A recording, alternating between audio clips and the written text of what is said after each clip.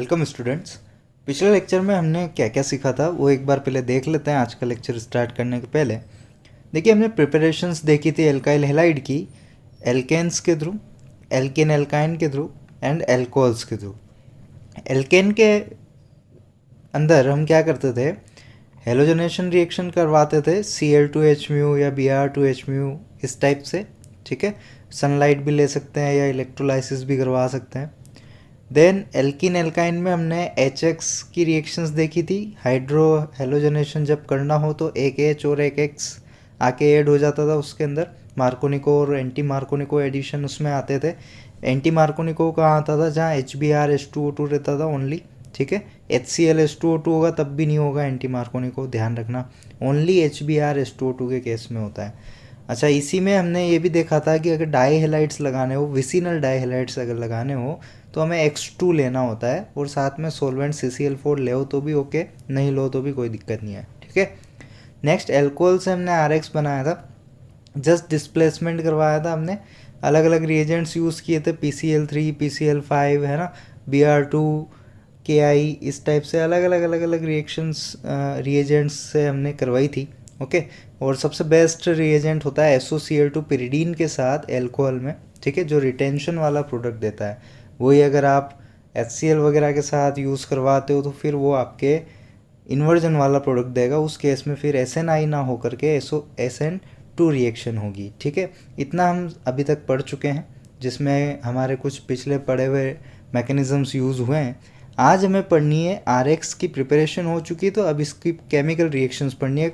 RX कैसे कैसे reaction करेगा दूसरों के साथ। अभी तो ये बना था इनसे, अब ये बन गया है, अब ये रिएक्शन कैसे कैसे करेगा वो देखनी है हमें, ठीक है। तो हमें जो chemical reactions of halo alkane देखना है वो ये टाइप्स हैं।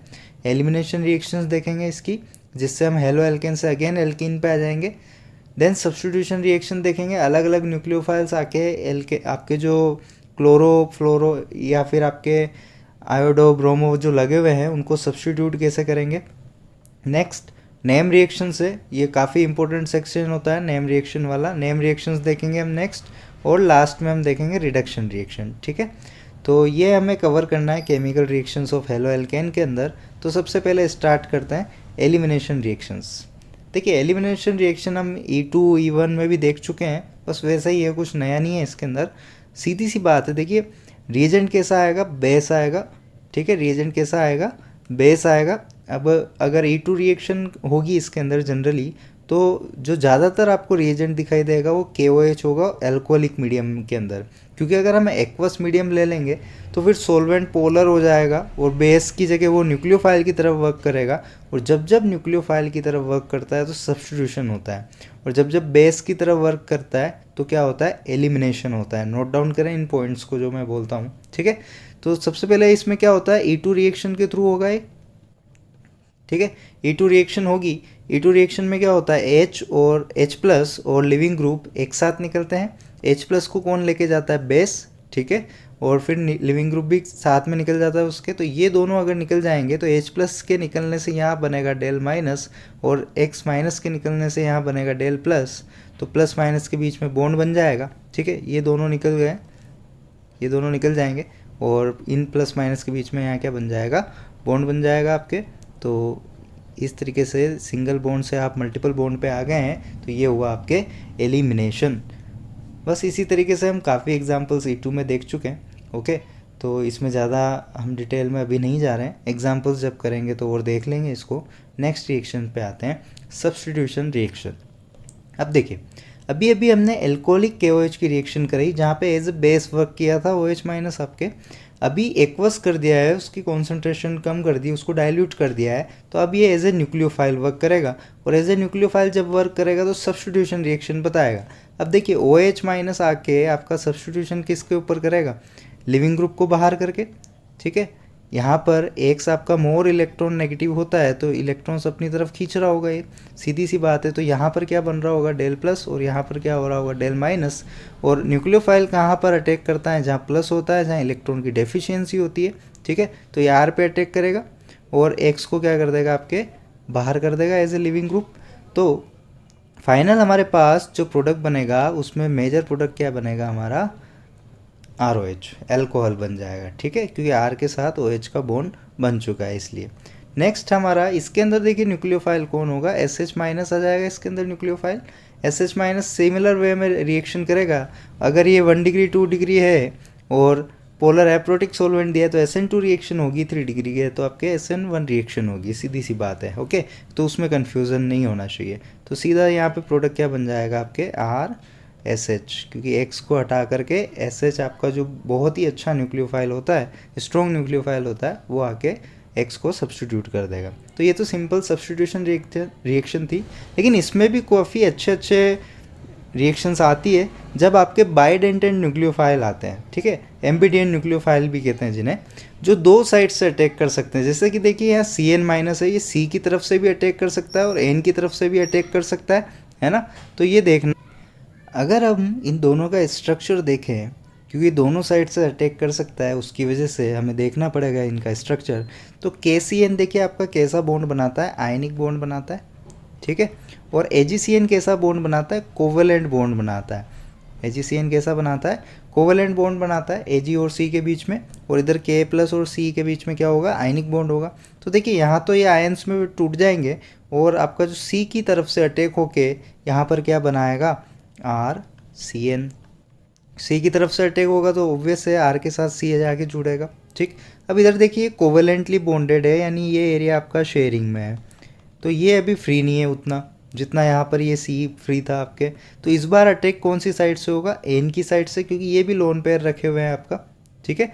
तो लोन पेयर जहाँ होते हैं वो इलेक्ट्रॉन रिच स्पीशीज़ हो जाती है, और इलेक्ट्रॉन रिच स्पीशीज़ जो इसकी वजह से डेल प्लस मिलेगा हमें यहाँ पर, वहाँ पर अटैक कर सकती है। तो इस बार अटैक किसकी तरफ से होगा, N की तरफ से होगा, तो R के साथ N वाला हिस्सा जाके जुड़ेगा। तो ये अलग अलग प्रोडक्ट बन जाते हैं हमारे जो एम्बिडिएंट न्यूक्लियोफाइल्स होते हैं उनके अंदर। एम्बिडिएंट न्यूक्लियोफाइल्स किन्हें कहते हैं, जो दोनों दो साइड से, एटलीस्ट दो साइड से अटैक कर सकते हैं, ठीक है, वो आपके एम्बिडिएंट न्यूक्लियोफाइल होते हैं। इसी तरीके के दो और हैं, देखते हैं। देखिए ये है KNO2 और एक है AgNO2। दोनों में से प्रोडक्ट कैसे कैसे बनेंगे वो हमें देखना है, तो इसका स्ट्रक्चर पता होना चाहिए। देखिए इसका स्ट्रक्चर कैसा होगा, KNO2 का कुछ इस तरीके से होगा, ये KNO2 इस तरीके से जुड़ा हुआ रहता है हमारा, और AgNO2 भी इसी तरीके से जुड़ा हुआ होगा, ठीक है। ये AgNO2 का स्ट्रक्चर है और ये KNO2 का। अगेन जब ये बॉन्ड टूटेगा तो ये K प्लस और O माइनस में जाके लगेगा, ठीक है। तो ये आयनिक बॉन्ड होता है आपके, और ये आपके इसमें कोवेलेंट कैरेक्टर थोड़ा ज़्यादा आ जाता है उस वजह से, ठीक है। तो अब देखिए अगेन ये K प्लस और O माइनस में टूट जाएगा, यानी इस पर जो अटैक करेगा वो कौन करेगा, O माइनस करेगा। तो इसके साथ जब सब्स्टिट्यूट हो जाएगा तो यहाँ पर प्रोडक्ट भी O के साथ बनेगा, सीधी सी बात है। जो अटैक करेगा यहाँ से ये जो माइनस बनेगा, ठीक है, ये अटैक करेगा इसके ऊपर, तो यहाँ यहीं से जाके जुड़ेगा स्ट्रक्चर। नेक्स्ट इसका देखते हैं, ये वाला हिस्सा तो शेयरिंग में है, फ्री नहीं है उतना, तो इस बार अटैक कौन करेगा आपके, ये, ठीक है। तो इस तरीके से प्रोडक्ट बन जाएगा हमारा RNO2, ठीक है। तो ध्यान रखिएगा कि कैसे हो रहा है सारा खेल, ऐसा नहीं बस NO2 दिखा तो सब्स्टिट्यूट करवा के NO2 लिख के आ गए, यहाँ पे पकड़ेंगे वो गलती करवाएंगे आपको, ठीक है। तो ध्यान रखिएगा इन दो रिएजेंट्स की जहाँ बाइड एम्बिडिएंट आपके न्यूक्लियोफाइल्स आते हैं वहाँ पर, ओके। नेक्स्ट है हमारी नेम रिएक्शंस, जो काफ़ी ज़्यादा इम्पोर्टेंट है, बहुत ही ज़्यादा इम्पोर्टेंट रिएक्शंस हैं। तो देखते हैं इनको वन बाय वन हम। इसमें जो मेजर है आपके फिंकलस्टाइन रिएक्शन, जिसे हम हेलोजन एक्सचेंज रिएक्शन भी कहते हैं। नेक्स्ट आती है Swarts reaction, then Wurtz reaction and then Corey House synthesis. और भी होती है जो NCERT इसी में पढ़ा देती है, लेकिन हम उन्हें अभी यहाँ नहीं पढ़ेंगे, ठीक है, वो जब अप्रोप्रिएट उसका टाइम आएगा वहीं पे पढ़ेंगे हम उसको। जो प्योरली अभी हेलो एल्केन से रिलेटेड रिएक्शंस है वो ये वाली है, ठीक है। इसमें वुड्स फिटिक भी आ जाती है आपके, और एक आध रिएक्शन और भी आ जाती है, वो यहाँ नहीं पढ़ने वाले हम, ठीक है। हुंसडिकर वगैरह वो यहाँ नहीं पढ़ेंगे, ठीक है। तो ये चार हम मेन यहाँ पर पढ़ेंगे। उसमें सबसे पहले मैं ले रहा हूँ फिंकलस्टाइन रिएक्शन, इसको और क्या कहते हैं, हेलोजन एक्सचेंज रिएक्शन। हेलोजन में वो कुछ भी बोल सकते हैं, आयोडीन एक्सचेंज रिएक्शन होती है जनरली, ठीक है, हेलोजन एक्सचेंज रिएक्शन, ये इसका एक और नाम है। उसमें भी ज़्यादातर हेलोजन कौन सा होगा, आयोडीन एक्सचेंज करवाते हैं इसके अंदर। क्या करवाते हैं इसमें, आयोडीन एक्सचेंज रिएक्शन। अब इसके कुछ मेजर पॉइंट्स मैं आपको बता देता हूँ। देखिए एसीटोन क्यों यूज़ किया है, इसका बड़ा इंपॉर्टेंट रोल है एसीटोन का इसके अंदर। देखिए एसीटोन यहाँ पर इसलिए लिया जाता है क्योंकि Na जो होता है वो एसीटोन में सोल्यूबल होता है, जबकि जो आपके दूसरे हैं लाइक यहाँ पर अगर आई की जगह मैं यूज़ कर लूँ Br या Cl, तो वो एसीटोन में सोल्यूबल नहीं होते हैं। अब एसीटोन में अगर Na सोल्यूबल है तो सीधी सी बात है आयंस में टूट जाएगा, I माइनस बना देगा यहाँ पर। ओके, तो ये एक्सचेंज हो सकते हैं। और यहाँ पे ये जो आई स्टार लगाया है जस्ट एक्सचेंज शो करने के लिए कि इस वाले आई की जगह पे ये स्टार वाला जो Na के साथ था वो आ गया है। और ये जनरली इसका हायर आइसोटोप होता है। आइसोटोप आपके जो होते हैं उसमें इससे हायर ये वाला आइसोटोप होता है, इसलिए इसको ये सब्स्टिट्यूट कर पाता है। ठीक है, अब रही बात इनकी, सेम रिएजेंट लेंगे हम यहाँ पर और ये भी आपके इसको सब्स्टिट्यूट कर जाएगा। ठीक है, सारे जो हेलोजन्स है इनको ये सब्स्टिट्यूट कर जाएगा। इसका एक और रीज़न ये भी हो सकता है कि देखिए I minus is better nucleophile than this. ठीक है, तो जो स्ट्रॉन्ग न्यूक्लियोफाइल है वो वीक वाले को सब्स्टिट्यूट हमेशा कर सकता है, लेकिन वीक वाला स्ट्रॉन्ग को जनरली नहीं कर पाता है। ओके, तो ये इसका मेन बेस है फिंकलस्टाइन रिएक्शन का। और जनरली नाम के साथ ध्यान रखना हो तो देखिए आइन आइन यहाँ पर आ रहा है साउंड, अगर हम करें फ्रिंकलस्टाइन फ्रिंकलस्टाइन, तो आइन से याद रखें आयोडीन, आयोडीन एक्सचेंज। ठीक है, और आयोडीन में हमें लेना है Na ताकि वो Na प्लस और I माइनस में टूट सके, और उसके बाद हमें सब्स्टिट्यूट करवा देना है हेलोजन से हेलोजन को सब्स्टिट्यूट। अभी तक हम दूसरे ग्रुप को सब्स्टिट्यूट करवा रहे थे, फिंकलस्टाइन रिएक्शन के अंदर हमने हेलोजन से हेलोजन को एक्सचेंज करवाया है, इसीलिए हेलोजन एक्सचेंज रिएक्शन भी इसका नाम है। क्लियर, इसका मैकेनिज्म थोड़ा देख लेते हैं। देखिए ये आपके Na एसीटोन मैंने ले लिया है, यहाँ पर जो भी आपके हेलोजन लगा हुआ होगा वो, और यहाँ पर 3 अलग अलग ग्रुप लिए हैं ताकि मैं इसकी थोड़ी स्टीरियोकेमिस्ट्री भी डिस्कस कर सकूँ आपके साथ। अब देखिए बेसिकली होता क्या है, यहाँ SN2 रिएक्शन होगी। SN2 रिएक्शन में होता क्या है, न्यूक्लियोफाइल आपका किधर से आके अटैक करता है, बैक साइड से अटैक करता है, और इन्वर्जन प्रोडक्ट बनता है आपका। कैसा प्रोडक्ट बनता है, इन्वर्जन। देखिए आई इधर ये लिविंग ग्रुप निकला राइट से, लेकिन आई किधर आके लगा है, लेफ्ट साइड आके लगा है। ठीक है, तो यहाँ पर हम देख लेते हैं इसका कि कैसे होता है ट्रांजिशन स्टेट। देखिए ये H हो गया, ये D हो गया और ये T हो गया। ठीक, अब I आपका किस साइड से आता है, बैक साइड से, और ये आपका लिविंग ग्रुप लगा हुआ है। ठीक, तो अब I के साथ तो इसका बॉन्ड बनने लगता है क्योंकि न्यूक्लियोफाइल ने अटैक किया है, और X के साथ इसका बॉन्ड ब्रेक होने लगता है। तो इसको हम कह देते हैं बॉन्ड ब्रेकिंग हो रही है यहाँ पर, और यहाँ पर बॉन्ड फॉर्मेशन हो रहा है। ठीक है, तो इस तरीके से इसकी ट्रांजिशन स्टेट बनती है हमारे, जिसमें आपके ये आइसोलेटेड नहीं होती है, ये जस्ट आपको समझाने के लिए बताइए, ये कोई बीच में ऐसे बनती नहीं है, इमेजिनरी है। अब हुआ क्या, देखिए बैक साइड से अटैक हुआ है तो इन्वर्जन हुआ। अगर ये आपके प्लस में था तो माइनस में होगा अब इसका रोटेशन, या फिर अगर ये माइनस में है तो ये किस में होगा, प्लस में होगा। इतना सा होता है। अगर हम एक और स्टेटमेंट वाइज देखें इसमें, तो रिएजेंट और प्रोडक्ट आपके मिरर इमेज होते हैं एक दूसरे के। रिएजेंट और प्रोडक्ट आपके क्या होते हैं, सॉरी सबस्ट्रेट और प्रोडक्ट क्या होते हैं आपके, मिरर इमेज होते हैं, यानी एक तरह से रेसमाइजेशन हुआ है। ठीक है, इन दोनों के बीच स्टेटमेंट अगर ऐसा है कि सबस्ट्रेट और प्रोडक्ट कैसे होते हैं, तो मिरर इमेज होते हैं। ठीक है, किसमें, फ्रिंकलस्टाइन रिएक्शन के अंदर। क्लियर, नेक्स्ट रिएक्शन पे चलते हैं, स्वार्ट्स रिएक्शन। देखिए अभी तक हम जब बात करते हुए आ रहे थे कि X आपके Cl हो सकता है, Br हो सकता है, या फिर I हो सकता है, तो F कब आएगा, F कब आएगा, तो वो आता है स्वार्ट्स रिएक्शन के अंदर आपके। क्योंकि देखिए RF जब बनता है तो काफ़ी एक्सप्लोजिव रिएक्शन हो जाती है, तो हमें कुछ स्पेशल रिएजेंट्स यूज़ करने होते हैं, और इन सब पे एक नज़र डालो तो ये सारे हैवी मेटल फ्लोराइड्स हैं।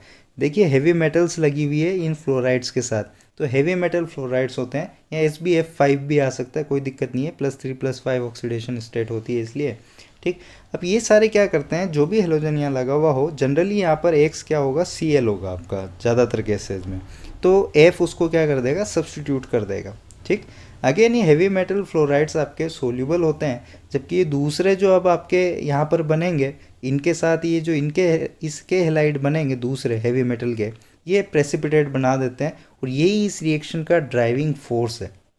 यही इस रिएक्शन का ड्राइविंग फोर्स है कि ये तो आपके सोल्यूबल होते हैं तो आयन में टूट जाएगा, जबकि ये जो दूसरे हेलाइड्स इसके साथ जब जुड़ेंगे यहाँ पर प्रोडक्ट बाय प्रोडक्ट के तौर पर, तो वो आपके प्रेसिपिटेट बना देते हैं। और प्रेसिपिटेट जब बनता है तो रिएक्शन किधर चलती है, फॉरवर्ड पर चलती है हमेशा, ध्यान रखिएगा। तो यही इस रिएक्शन का ड्राइविंग फोर्स है। अदरवाइज आपके एफ माइनस एक्स वाले जो सी एल बी आर और आई से जो बड़े न्यूक्लियोफाइल्स है उनको नहीं करवा पाता अदरवाइज सब्स्टिट्यूट, ठीक है। तो ये ध्यान रखिएगा। अच्छा, एक और चीज़ जो मैं फ्रिंकलस्टाइन रिएक्शन में आपको बताना चाहूँगा कि यहाँ पर आपके इक्विलिब्रियम सेटअप रहता है। कैसा रहता है, इक्विलिब्रियम सेटअप रहता है यहाँ पर, ठीक है, ये ध्यान रखिएगा। इक्विलिब्रियम सेटअप रहता है इन दोनों की ट्रांजिशंस के बीच, ओके। तो ये हो गया स्वार्ट्स रिएक्शन, वो हो गई फ्रिंकलस्टाइन रिएक्शन। दोनों ही हेलोजन एक्सचेंज रिएक्शन होती है। दो हेलोजन एक्सचेंज रिएक्शन आप पढ़ चुके हैं, फ्रिंकलस्टाइन और स्वार्ट्स, ठीक है। फ्रिंकलस्टाइन आई से याद रखिएगा, साउंड आयोडीन एक्सचेंज होता है, जबकि स्वार्ट्स में क्या होता है, फ्लोराइड का एक्सचेंज होता है, ठीक। नेक्स्ट हम आते हैं वुड्स रिएक्शन। बहुत ही इंपॉर्टेंट रिएक्शन है, 5 स्टार लगा लें इस पर आप अपने नोट्स में। और ये रिएक्शन यूज़ कहाँ की जाती है वो पहले मैं बता देता हूँ। जब आपको सिंथेसिस करना हो सिमेट्रिकल एल्केन्स का, सिमेट्रिकल एल्केन जब बनानी हो हमें, तब इस रिएक्शन का यूज़ किया जाता है, ठीक है, सिमेट्रिकल एल्केन बनाने के लिए। अनसिमेट्रिकल नहीं बन पाएगी, इससे बाय प्रोडक्ट बहुत ज़्यादा बन जाते हैं उसकी वजह से, ठीक है। तो होता क्या है इस रिएक्शन में वो हम देखते हैं। सबसे पहले आर एक्स रहेगा, आपके एल्काइल हेलाइड है ही सही, हम इसी की रिएक्शंस पढ़ रहे हैं। देन आता है इसमें सोडियम के साथ ड्राई ईथर। ये ईथर कैसा होता है, ड्राई ईथर। मॉइस्चर प्रेजेंट नहीं होना चाहिए, क्योंकि अगर H2O वगैरह प्रेजेंट हुआ तो NaOH पहले उसके साथ रिएक्शन कर जाएगा। तो देखिए हर बार सोलवेंट का अपना एक यूज़ है, ओके। तो अब देखें होता क्या है इसमें। देखिए एनसीईआरटी तो कैसे समझा देती है, ये आर एक्स जो 2 बार लिया है उसको दोनों बार लिख लिया, और ये जो 2Na है इन एक्स को साथ लेके NX बना देगा, ठीक है, NX बना देगा 2 टाइम्स। और बचा क्या आपके आर और आर, इन दोनों के बीच में बॉन्ड बन के क्या बन जाएगी, आपके हायर एल्केन बन जाएगी, ठीक है। जैसे आपने CH3X लिया तो इधर भी CH3X, फिर CH3 जुड़ के इथेन बना देंगे। मतलब डबल कार्बन की एल्केन बनानी हो, कितने कार्बन की, डबल कार्बन की, वो भी सिमेट्रिकल एल्केन जब बनानी हो, ठीक है, तब इस रिएक्शन का यूज़ किया जाता है। जब कन्वर्जन आपके आते हैं ना एनसीईआरटी में सब्जेक्टिव वाले क्वेश्चन, तब ध्यान रखिएगा कि डबल कार्बन जब बनाने हो, सिमेट्रिकल हो, तो इस रिएक्शन का हम यूज़ करेंगे। अब देखिए इसका मैकेनिज्म क्या होता है वो मैं बताता हूँ। ये तो डायरेक्ट मैकेनिज्म है एनसीईआरटी लेवल का, लेकिन जेई नीट लेवल पे अलग होता है इसका मैकेनिज्म। देखिए वैसे तो दो दो इसके मैकेनिज्म्स होते हैं, दो मैकेनिज्म्स होते हैं। फ्री रेडिकल मैकेनिज्म भी होता है और ion exchange reaction, ion exchange mechanism भी होता है, लेकिन हम फ्री रेडिकल से समझेंगे, ज़्यादा आसानी से समझ में आ जाएगा। देखिए सबसे पहले क्या होता है, ये जो सोडियम है इसका ऑक्सीडेशन हो जाता है, इससे इलेक्ट्रॉन्स बाहर निकल जाते हैं, ठीक। और ये जो आर एक्स है इसका ये आपके होमोलिटिक क्लीवेज के थ्रू फ्री रेडिकल्स फॉर्म कर देता है। अब होता क्या है, ये जो इलेक्ट्रॉन्स निकले हैं ये किसके पास जाते हैं, इसके पास जाते हैं, ठीक है, और ये X माइनस बना देगा। तो X माइनस और Na प्लस तो बना के आपके NX बना देंगे, ठीक। अब बचा क्या, देखिए जो 2R फ्री रेडिकल्स हैं, R के फ्री रेडिकल्स हैं 2, ये आपके क्या बना लेते हैं, अगेन बॉन्ड फॉर्म करके आपके हायर एल्केन बना देते हैं डबल कार्बन की, ठीक है। इसी में आयन एक्सचेंज रिएक्शन भी होती है। एक और चीज़, मैकेनिज्म आयन एक्सचेंज से हो ही सकता है, लेकिन इसी में एक और चीज़ मैं बताता हूँ कि यहाँ डिसप्रपोर्शनेशन भी होता है। डिसप्रपोर्शनेशन किसे कहते हैं, जहाँ ऑक्सीडेशन और रिडक्शन दोनों हो रहा हो, तो डिसप्रपोर्शनेशन भी होता है यहाँ पर इस रिएक्शन के अंदर। ये मैं बताऊँगा अभी आपको अगले स्लाइड में कि कैसे होता है डिसप्रपोर्शनेशन। तो अगर स्टेटमेंट आता है कि वुड्स रिएक्शन डिसप्रोपोर्शनेशन रिएक्शन है क्या, तो यस ऑब्वियसली है डिसप्रोपोर्शनेशन रिएक्शन वुड्स रिएक्शन, ठीक है। तो समझते हैं इसके कुछ आगे रिमार्क्स वगैरह कि क्या क्या और होता है इसमें। देखिए इससे CH4 कभी भी नहीं बना सकते आप, मिथेन कभी भी नहीं बना सकते इससे आप। मिथेन क्यों नहीं बना सकते, क्योंकि देखिए हमेशा ही डबल कार्बन की एल्केन बनेगी और यहाँ पर सिंगल कार्बन है, इसलिए नहीं बना सकते, ठीक। दूसरा, not suitable for unsymmetrical alkene formation. Unsymmetrical alkenes आप नहीं बना सकते इसमें। क्यों नहीं बना सकते, देखिए होता क्या है, अनसिमेट्रिकल ऐसे केसेस में बनेगी जब इधर आपके अलग दिया हो और इधर आपके अलग दिया हुआ हो ग्रुप। तो अब इसमें पॉसिबिलिटी क्या क्या हो सकती है, देखिए यहाँ से CH3 फ्री रेडिकल बनेगा, यहाँ से इथाइल फ्री रेडिकल बनेगा आपका, एक से मिथाइल फ्री रेडिकल, एक से इथाइल फ्री रेडिकल। अब इथाइल मिथाइल जुड़ेंगे तो क्या बनेगा, देखिए आपके इथाइल और मिथाइल जुड़े तो ये बना, मिथाइल मिथाइल भी जुड़ सकते थे, मिथाइल मिथाइल जुड़ेंगे तो ये बनेगा, और इथाइल इथाइल अगर जुड़ गए तो क्या बनेगा, देखिए C2H5 और C2H5 जुड़ गए तो क्या बना देगा, ये ब्यूटेन बना देगा आपके, है ना। तो इस तरीके से बाय प्रोडक्ट काफ़ी बन जाते हैं, और हम जो बनाना चाहते हैं डबल कार्बन की एल्केन, वो ना मिलके उसके साथ ये भी मिल जाते हैं, फिर इनको आइसोलेट करना मुश्किल हो जाता है हमारे लिए, इसलिए ठीक है। तो अनसिमेट्रिकल एल्केन के लिए हम इसे अवॉइड करेंगे, उसके लिए अगली रिएक्शन है कोरेव सिंथेसिस, वो ज़्यादा बेटर रहती है, ठीक। अब डिस्प्रोपोर्शनेशन कैसे होता है, देखिए डिस्प्रोपोर्शनेशन मतलब ऑक्सीडेशन रिडक्शन एक ही रिएक्शन में हो रहा हो, और या तो आपके O आ रहा जा रहा हो या फिर H आ रहा जा रहा हो, ये होता है डिस्प्रोपोर्शनेशन एक ही रिएक्शन के अंदर। अब देखिए होता क्या है, जनरली तो वैसे ये जो ethyl free radical, ethyl free radical, free radical, free radical मिलके ब्यूटेन बना लेंगे, लेकिन एक केस ये भी हो सकता है इसके अंदर कि ये जो फ्री रेडिकल है H फ्री रेडिकल इंड्यूस करके H फ्री रेडिकल को अपने पास ले लें यहाँ, ठीक है। तो ये क्या बना देगा, देखे CH3 बना देगा, है ना। इससे अगर H फ्री रेडिकल इंड्यूस करके ले ले तो, और अगर इससे H फ्री रेडिकल निकल गया तो यहाँ पर एक और फ्री रेडिकल फॉर्म हो जाएगा। H फ्री रेडिकल अगर निकल गया तो फिर इन दोनों फ्री रेडिकल के बीच में बॉन्ड बन जाएगा, तो यहाँ पर आपके CH2 double bond CH2 form हो जाएगा, ठीक है। तो इस तरीके से देखिए इसके पास H आ गया, इससे H निकल गया, यानी एक का ऑक्सीडेशन हो गया, दूसरे का क्या हो गया, रिडक्शन हो गया, यानी डिस्प्रोपोर्शनेशन रिएक्शन भी होती है वुड्स रिएक्शन, ठीक है। क्लियर ये रिमार्क्स इसके। नेक्स्ट चलते हैं, इसके कुछ अच्छे वाले एग्जांपल्स करते हैं। देखिए इजी वाले बिल्कुल आपको कहीं भी मिल जाएंगे, कुछ अच्छे एग्जांपल जो आपसे गलतियां करवा सकते हैं वो मैं बता देता हूँ आपको। देखिए 3 डिग्री जब भी एल्काइल हैलाइड दिया हुआ हो तो मैंने बता रखा है आपको कि जो टर्शरी होता है always prefer elimination and primary prefer substitution, हमेशा ध्यान रखें टेप्स इसको, ठीक है, नेमोनिक्स के थ्रू। तो यहाँ पर आप सोचेंगे कि ये बनना चाहिए हमारा, ये 61 के यहाँ फ्री रेडिकल बनाएगा, और फ्री रेडिकल के बीच में, दो फ्री रेडिकल के बीच में आपका क्या बन जाना चाहिए, बॉन्ड बन जाना चाहिए, ये आप सब सोचते हैं, लेकिन ऐसा नहीं बन पाता 3 डिग्री जब होगा। 3 डिग्री जब भी आता है तो वुड्स रिएक्शन जनरली फेल हो जाती है, और वहाँ क्या हो जाता है आपके एलिमिनेशन हो जाता है। एलिमिनेशन होगा तो एक एक्स जाएगा और पास वाले कार्बन से एक एच जाएगा, तो यहाँ क्या बन जाएगा, डबल बॉन्ड बन जाएगा आपके, जो ये आपके कार्बन्स हैं इनके बीच में क्या बन जाएगा, डबल बॉन्ड। इसको थोड़ा अगर सही करके हम लिखते हैं तो ये को कैसा लगेगा, देखिए ये कार्बन और ये कार्बन के बीच डबल बॉन्ड, और ये दोनों कार्बन इस जगह पे, ठीक है। तो टर्शरी जब हो तो ध्यान रखें वुड्स रिएक्शन जनरली जो प्रोडक्ट बनना चाहिए डबल कार्बन का वो नहीं बन पाता, क्योंकि टर्शरी ऑलवेज प्रिफर्स एलिमिनेशन, हमेशा ध्यान रखिएगा, अनलेस उसका कोई प्रोटोनेशन या कार्बोकेटाइन फॉर्म ना कर दे हम पोलर प्रोटिक सोलवेंट ला करके, ठीक है। यहाँ पर ना तो पोलर प्रोटिक सोलवेंट है हमारा, ठीक है, और ना ही यहाँ पर और कोई ऐसी कंडीशन है जिससे हम सब्स्टिट्यूशन वगैरह करवा के डबल एल्केन का सिंथेसिस कर पाए, डबल कार्बन की एल्केन का। क्लियर। नेक्स्ट ये वाला एग्जांपल देखते हैं। देखिए इसमें क्या होगा, ये दोनों एक हटेंगे यहाँ सर, ये दोनों जब एक हटेंगे यहाँ से तो देखिए यहाँ पे क्या बनेगा, हमारा फ्री रेडिकल बन जाएगा, ये फ्री रेडिकल बन जाएगा। तो अब दो चांसेस हो जाते हैं यहाँ पे कि आपके ये डबल बॉन्ड बन जाए इनके बीच में, इन दोनों फ्री रेडिकल के बीच में क्या बन जाए, बॉन्ड फॉर्मेशन हो जाए और डबल बॉन्ड आ जाए। लेकिन देखिए ये अगेन काफ़ी ज़्यादा स्ट्रेन वाला होता है, 4 मेंबर की रिंग में डबल बॉन्ड का आना बहुत ज़्यादा स्ट्रेन देता है अगर आप इसके हाइब्रिडाइजेशन से एंगल कंपेयर करें तो, ठीक है। क्योंकि देखिए ये कार्बन हो गया आपका sp2, और sp2 का एंगल जनरली 120 डिग्री होता है, जबकि यहाँ पर कितना आ रहा है 90 डिग्री, तो काफ़ी ज़्यादा स्ट्रेन आ जाता है जो एक्चुअल एंगल से काफ़ी कम हो गया है एंगल इसका, उस वजह से।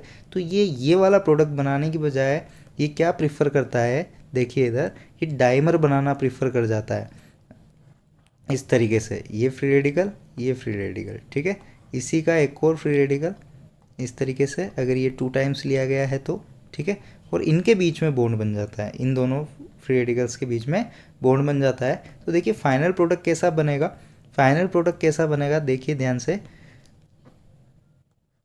वो जो दोनों फ्री रेडिकल्स थे उनके बीच में ये बॉन्ड बन जाएगा, ठीक है, इस तरीके से बनता है फाइनल आपका। तो डाइमर ज़्यादा स्टेबल रहता है बजाय उस डबल बॉन्ड के 4 मेंबर की रिंग में। क्लियर। तो ये कुछ निराले एग्जांपल्स थे जो आपसे गलतियाँ करवा सकते थे, तो वही डायरेक्ट मैंने ले लिए हैं। नेक्स्ट कुछ अलग एग्जांपल्स भी देख लेते हैं जो नॉर्मली पूछ लिए जाते हैं एग्ज़ाम में। देखिए यहाँ क्या होगा, ये CL तो बाहर निकल जाएंगे, CL बाहर निकल जाएंगे तो इन दोनों साइड वाले कार्बन पे क्या आ जाएगा, फ्री रेडिकल। इस तरीके से इन दोनों साइड वाले कार्बन्स पे क्या आ जाएगा, फ्री रेडिकल्स। और लास्ट स्टेप में क्या होगा, इन दोनों फ्री रेडिकल्स के बीच में क्या बन जाएगा, बॉन्ड। तो हमारे पास क्या फॉर्म हो जाएगी, 3 मेंबर रिंग, साइक्लोप्रोपेन फॉर्म हो जाएगा। ठीक है, साइक्लिक भी बन सकते हैं, कोई दिक्कत नहीं है। इनमें देखिए आपके क्या होगा, अगेन यहाँ से Cl निकला तो इस जगह पे फ्री रेडिकल आएगा, यहाँ से Cl निकला तो इस जगह फ्री रेडिकल आएगा। और देखिए ये इन दोनों फ्री रेडिकल के बीच में क्या बन जाएगा, आपके रिंग फॉर्मेशन हो जाएगी। तो क्या बनेगा, देखिए 1 2 3 4 5 6 मेंबर की रिंग फॉर्म हो जाएगी, यानी साइक्लोहेक्सेन बन जाएगा हमारे पास। समझ में आया, यहाँ से Cl निकला तो इस पर फ्री रेडिकल आया, यहाँ से Cl निकला तो इस पर फ्री रेडिकल आया, समझ गए। ठीक है, तो इस तरीके से साइक्लिक कंपाउंड भी बन सकते हैं। नेक्स्ट एग्जांपल देखते हैं। यहाँ देखिए क्या होगा, ये जब Cl निकलेगा, ये जब Cl निकला, निकाल देते हैं इसको। ठीक है, ये Cl निकला तो यहाँ फ्री रेडिकल आया। ये वाला Cl जब निकलेगा तो अगेन सेम टाइप से फ्री रेडिकल बनेगा यहाँ पर भी, कुछ ऐसे। ठीक, अब क्या होगा, देखिए रेजोनेंस होगा, ये बॉन्ड इधर जाएगा। ठीक, तो फ्री रेडिकल कहाँ आ जाएगा, इस जगह पे। देखिए रेजोनेंस होके फ्री रेडिकल कहाँ आ जाएगा हमारा, यहाँ पर। ये बॉन्ड आ जाएगा इस जगह और ये फ्री रेडिकल इसकी जगह पे ही है। ठीक है, pi sigma free radical conjugation valid है, तो यहाँ पर ये रेजोनेंस करेगा। तो ये बॉन्ड यहाँ आने की वजह से फ्री रेडिकल कहाँ आया, इस जगह पे आ गया हमारा। अगर ऐसे समझ में नहीं आता है तो ऐसे समझें इसको, फ्री रेडिकल्स के देखिए ये बॉन्ड टूट के आपका 2 फ्री रेडिकल बना सकता है। यहाँ पर एक बॉन्ड अगर मैं तोड़ दूँ, यहाँ से ये वाला बॉन्ड अगर तोड़ दूँ, ठीक है, तो 2 फ्री रेडिकल बन जाएंगे। अब इन 2 फ्री रेडिकल के बीच में बॉन्ड बन जाएगा आपके ऐसा। ठीक है, और बचे ये दोनों फ्री रेडिकल जो कि मैंने यहाँ लिखे हैं। ठीक है, तो इस तरीके से भी आप समझ सकते हैं इसे। तो नेक्स्ट हमारा फाइनल प्रोडक्ट क्या बनेगा, वो हम बना देते हैं इन दोनों के बीच में बॉन्ड बना करके, जो कि क्या होगा, बेंजीन। ठीक है, तो यहाँ पर बॉन्ड आ जाएगा, एक यहाँ पर और एक यहाँ पर, बेंजीन बन जाएगा हमारा। तो रेजोनेंस वाले भी पॉसिबल हो सकते हैं वुड्स रिएक्शन में। ठीक है, अब देखिए यहाँ ध्यान से देखिएगा, यहाँ पर 2 नहीं लिखा हुआ है, यहाँ पर 2 नहीं लिखा हुआ है। ठीक है, तो जो भी होगा इन दोनों Br के साथ होगा, जैसा कि अभी तक पिछले एग्जाम्पल में होता आया है। तो देखिए क्या होगा, ये दोनों Br जब निकलेंगे तो फ्री रेडिकल्स आ जाएंगे इनकी पोजीशंस पे। ठीक है, एक फ्री रेडिकल यहाँ आ जाएगा, एक फ्री रेडिकल यहाँ आ जाएगा और बीचों बीच आपके बॉन्ड बन जाएगा। ठीक है, तो ऐसा स्ट्रक्चर हमें जनरली दिखाई नहीं देता है वैसे। ठीक है, तो इसको थोड़ा बहुत हम अलग स्टाइल से भी बना सकते हैं, कुछ इस तरीके से देखा जाए तो। ये थोड़ा स्ट्रेन वगैरह कम करते हुए, एंगल वगैरह मेंटेन करते हुए इस तरीके से भी दिखाई दे सकता है ऑप्शन में, ये तो ध्यान रखिएगा इसका। नेक्स्ट देखते हैं। अब यहाँ पे 2 दिया है, देखिए अब इन दोनों Br के साथ नहीं होगा, ये 2 Br है, तो 2 Br अलग अलग निकलेंगे। देखिए इस तरीके से निकलेंगे, पहले ये निकला,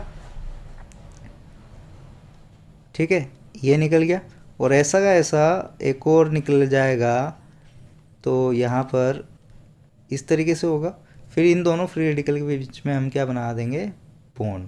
ठीक है, तो ऐसा कंपाउंड हमें मिलता है, बजाय वो पिछले वाले के, क्योंकि उसमें स्ट्रेन काफ़ी था, इसमें उतना नहीं रहेगा आपके। ठीक है, तो ध्यान रखिएगा यहाँ ट्वाइस दिया है कि क्या दिया है, हर एक चीज़ का बहुत इंपॉर्टेंस है ऑर्गेनिक के अंदर। ठीक, नेक्स्ट देखते हैं ये वाला एग्जांपल। ये आपके अलग अलग तरीके से JEE advance, JEE mains, NEET में पूछा गया है बार बार। देखिए स्वास्तिक से डमरू कैसे बनाते हैं, काफ़ी इंटरेस्टिंग एग्जांपल है, आखिरी एग्जांपल है आपका। इसमें एडिक्वेट अमाउंट दिया है Na ईथर का, जितना भी इसमें रिक्वायर्ड है। ठीक, अब होगा क्या वो देख लेते हैं। तो सिंपल सी बात है, जब भी Na और ड्राई ईथर आएगा तो आपके Br हटा के हमें क्या कर देना है, फ्री रेडिकल लगा देना है। तो ये Br हटाया, इसके यहाँ पर क्या लगाया, फ्री रेडिकल लगा दिया। अगेन ये Br भी हटा दो, पूरा हट गया। ठीक है, ये Br भी हटा के क्या लगा दो, फ्री रेडिकल लगा दो। अगेन इस Br को भी हटा दो और क्या लगा दो, यहाँ फ्री रेडिकल लगा दो, और इस Br को हटाकर भी क्या लगा दो, फ्री रेडिकल लगा दो। ठीक है, तो हमारे पास ये फ्री रेडिकल्स आ गए। अब किन्हीं भी 2 के बीच में आप क्या बना सकते हैं, बॉन्ड, जिन कोई भी आप जहाँ इच्छा हो आपका, वहाँ 2 के बीच में बॉन्ड बना दें। देखिए इन दोनों के बीच बन चुका है, तो बचे ये दोनों। अब बनेगा इन दोनों के बीच। तो देखिए स्वास्तिक से आप कहाँ आ गए हैं, डमरू पे आ गए हैं, ठीक है। तो इस तरीके के कुछ इंटरेस्टिंग क्वेश्चन भी पूछ लिए जाते हैं कंपटीशन एग्जाम्स में। क्लियर। नेक्स्ट हम पढ़ेंगे कोरे ऑफ सिंथेसिस अगले लेक्चर में, अगले से अगले लेक्चर में, ठीक। इसमें एक ट्रिक के थ्रू चलेंगे जहाँ अदनान समी और चोसली की लड़ाई होगी थोड़ी, तो वहाँ देखेंगे हम इसको, ठीक है। Thank you.